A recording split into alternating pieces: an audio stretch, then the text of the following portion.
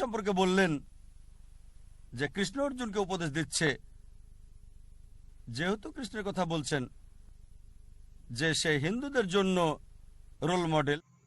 Hello friends, আপনারা কি জানেন ডক্টর জাকির নায়েক জলজান্ত একটা কম্পিউটার। তার দিমাগে এত কিছু ভরা আছে যেটা কম্পিউটার লোড লোড করে সামলাতে পারে না, সেই জিনিসটা ডক্টর জাকির নায়েক দিমাগে আছে। উনি পাবলিক যা প্রশ্ন করে তার প্রশ্নের উত্তর দিতে খুব সহজভাবে দিয়ে দেয়, কিন্তু পাবলিক প্রশ্ন করতে ওনাকে ভয় করে। তো আগে দেখে নেব প্রশ্নগুলো কী করছে আর কীভাবে উত্তর দিচ্ছে, সুন্দরভাবে উত্তর দিচ্ছে, আমরা আগে দেখে নেব। আপনি কৃষ্ণ সম্পর্কে বললেন যে কৃষ্ণ অর্জুনকে উপদেশ দিচ্ছে, যেহেতু কৃষ্ণের কথা বলছেন যে সে হিন্দুদের জন্য রোল মডেল। আর যখন মহাভারত পড়ি, আপনি জানেন সাদৃশ্য নিয়ে একটা লেকচার দিয়েছি, আপনি প্রশ্ন করেছেন তাই বলছি। মহাভারতে কি আছে যে কৃষ্ণ যখন নদী তীরে যেত, যখন মহিলারা গোসল করতে আসতো, সে তখন কাপড়গুলো নিয়ে সেখান থেকে পালিয়ে যেত। কি জন্য? ভালোবাসা নাকি অসৎ উদ্দেশ্য? কারণ সে ঈশ্বর, সে পারে।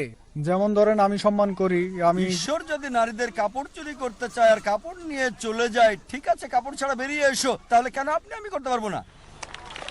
ঈশ্বরকে কপি করতে চাইলে কেন আপনি করবেন না? আর সেক্ষেত্রে হয়তো বলবেন এটা ঐশ্বরিক। ঈশ্বরকে আমরা কপি করব না, কারণ ঈশ্বর বিভিন্ন স্তরে রয়েছে।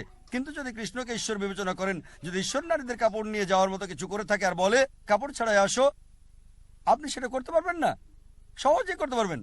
আর হিন্দি ছবিতে তাই দেখা যায়, দেখবেন এগুলো সবই আছে। আমি বলতে চাচ্ছি আমাদের সঠিকটা গ্রহণ করা উচিত। সনাতন ধর্ম পড়েছি, অনেক বিষয় আছে যেগুলো ভালো, শত শত হাজার হাজার ভালো বিষয় আছে, কিন্তু যেটা ভালো না সেটা আপনাকে বাদ দিতে হবে।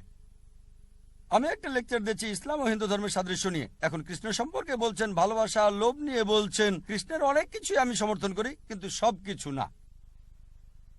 অনেক কিছুই তিনি বলেছেন।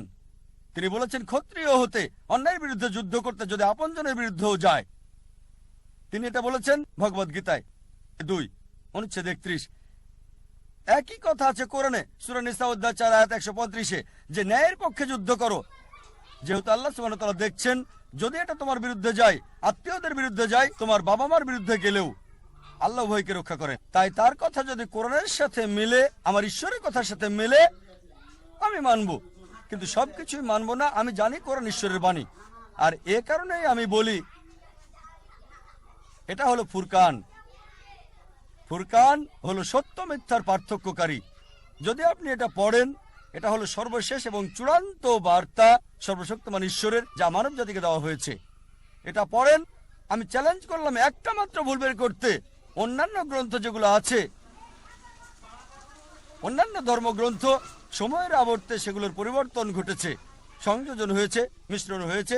একথা কে বলেছে?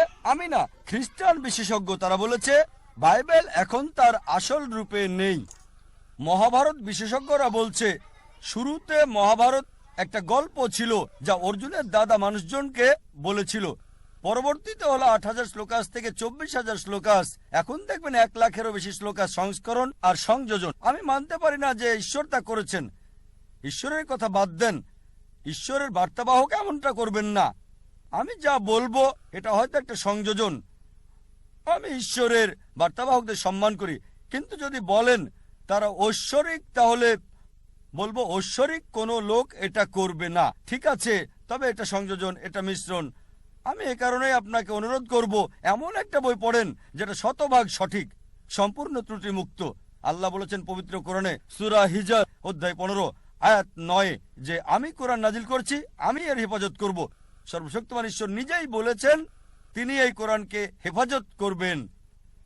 যদি এটা পড়েন, সঠিক অধিকার পাবেন যা মহিলারা পৃথিবীতে পেতে পারে। আশা করি